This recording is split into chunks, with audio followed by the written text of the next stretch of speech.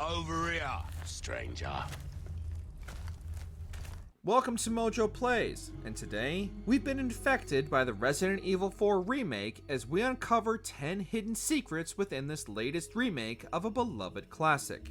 For this list, we'll be looking at not only hidden details within the RE4 Remake, but also callbacks to the original 2005 release fans have loved for almost 2 decades. What was your favorite hidden detail in the latest Resident Evil remake? Are you hoping Capcom remakes RE5 or Code Veronica next? Let us know down in the comments. Where's everyone going? Bingo?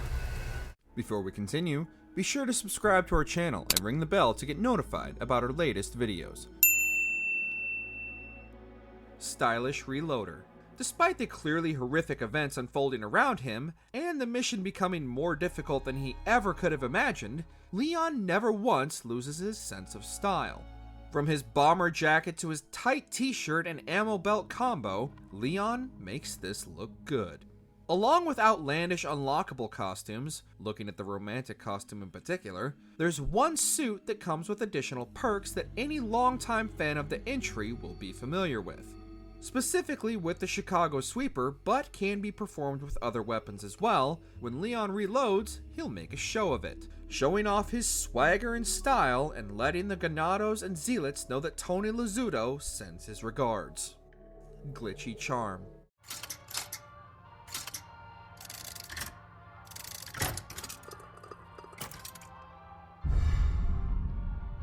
Resident Evil 4 will always be one of the greatest games of all time, but it wouldn't have the legacy it has even today without its fans. In particular, the speedrunning community, and one of the most important glitches ever discovered in the game. Nicknamed the Ditman glitch after its discoverer, using the Striker shotgun, if players open their inventory just as they aim and switch to another weapon, Leon's pace will increase drastically. Capcom paid homage to this discovery with one of the unlockable charms Leon can equip to his attaché case, which will increase his movement speed by 8%, significantly increasing not only Leon's overall speed, but his dodge window as well. Got some rare things on sale, stranger. A golden trick. Such a pleasure to finally make your acquaintance, Mr. Kennedy. Who the hell are you? Me? Oh please, call me Ramon. Ramon Salazar is not only one of the most annoying antagonists in Resident Evil 4, he's also one of the most difficult boss fights. His disgusting transformation and subsequent enormous health bar make taking him down one of the game's most difficult challenges.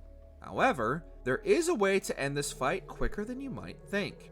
Once you're able to down Ramon to get in a quick stab at his fleshy bits, instead of rushing in for the attack, throw a couple golden eggs at him and the fight will be over almost immediately.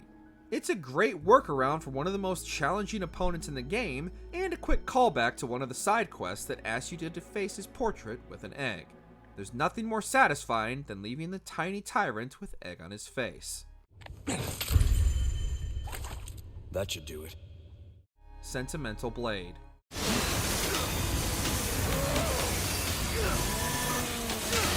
Arguably one of the most useful items in Leon's inventory is his trusty knife. However, what you might not realize if you don't examine the knife's description is that players of the 2019 remake of Resident Evil 2 are already familiar with this blade. Upon Leon's arrival at the RPD, he's given a knife by an injured Marvin Branagh, and the knife's description states he's had it since his time at the RPD. This isn't the only familiar weapon Leon will come across either. The merchant has no shortage of new weapons for Leon's arsenal, but a couple of them are callbacks to not only other Capcom titles, but Leon's namesake as well. One of the weapons Leon can acquire is the Killer 7, named after another of original RE4 director Shinji Mikami's work, as well as the Matilda, carrying the moniker of the little girl adopted by a hitman in Leon the Professional. Dazzled, are you? Our craftsmanship demands no less. Master of Unlocking. Jill, here's a lockpick. It might be handy if you, the Master of Unlocking, take it with you. While Resident Evil 4 isn't without its own classic one-liners that have made their way into the Gaming Hall of Fame, they're still nothing compared to some of the zingers the original Resident Evil classic threw at players. Arguably one of the most famous lines is delivered by the godfather of witticism himself, Barry Burton. Before Jill heads off into Spencer Mansion, Barry sends her off with the classic Master of Unlocking quote, and much like Jill's sandwich, the line has a legacy that continues almost 3 decades later in the Resident Evil 4 remake. After boosting Ashley through an opening to unlock a door from the other side, Ashley will remark the famous line for all the Jill Valentine fanatics out there. I'm pretty much a master of unlocking. Broken bridges. You gotta be kidding me. Then run!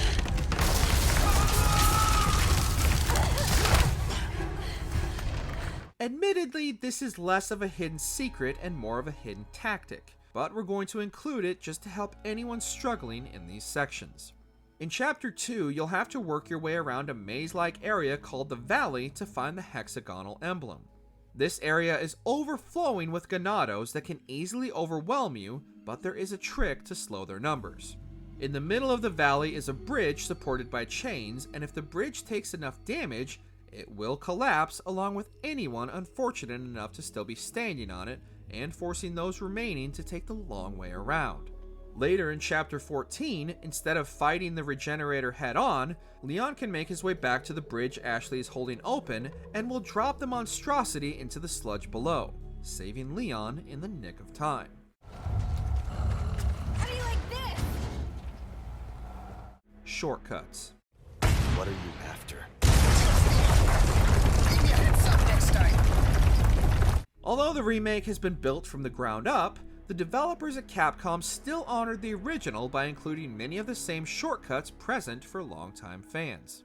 Admittedly, some of these are easier on New Game Plus, but considering the game wants you to replay multiple times, many of these can be real time savers. In the opening village, Leon can shoot the bell to end the fight early. You can skip both the dynamite and wrecking ball sections with the rocket launcher, and you can completely skip the gallery room by chucking a grenade prior to the zealot pulling the lever.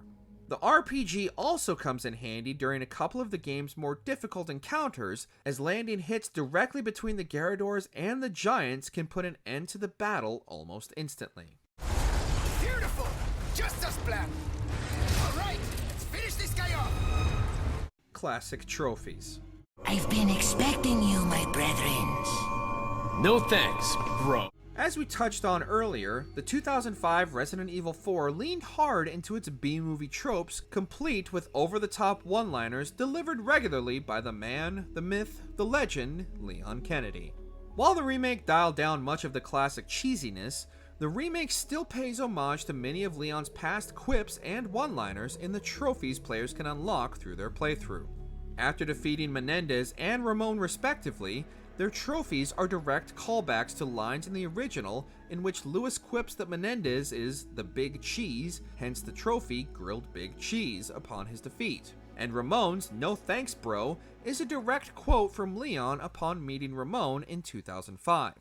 Another trophy callback, "Wave goodbye right hand" after beating Verdugo, is a throwback to Leon's line questioning Ramon's ability to remove his right hand. Finally, some peace and quiet. King Leon. Some things from the original 2005 game are just too iconic to change, and thankfully the developers of the remake understood this all too well. Late in the game, Leon will find Ramon's elaborate throne room and be given the chance to recreate one of the 2005 original's most iconic moments. By interacting with the throne, Leon will sit and pose much in the same vein as Dracula in Castlevania's Symphony of the Night's infamous "What is a man" speech, albeit with more than a couple chickens puttering around. The game will then remind Leon and the player they have more important matters to attend to, but the image is just as iconic in the remake as it was almost 2 decades ago. Wave Racer. You like thrill rides? You're gonna love this. Leon and Ashley's escape from the exploding island at the game's conclusion is undoubtedly one of the title's most high-octane set pieces, but that doesn't mean you can't have a little fun while trying to survive the impending blast. While navigating the cave system, Leon's jet ski will routinely catch some major air by ramping up some fallen debris. If players press the interact button while in mid-air, Leon will perform a variety of tricks, much to Ashley's delight. While you're not rewarded for your acrobatics, it's still a fun Easter egg and a great send-off to one of the greatest escape sequences this side of Halo. You alright? I'm not sure, that was insane. Did you enjoy this video? Check out these other clips from MojoPlays, and be sure to subscribe and ring the bell to be notified about our latest videos.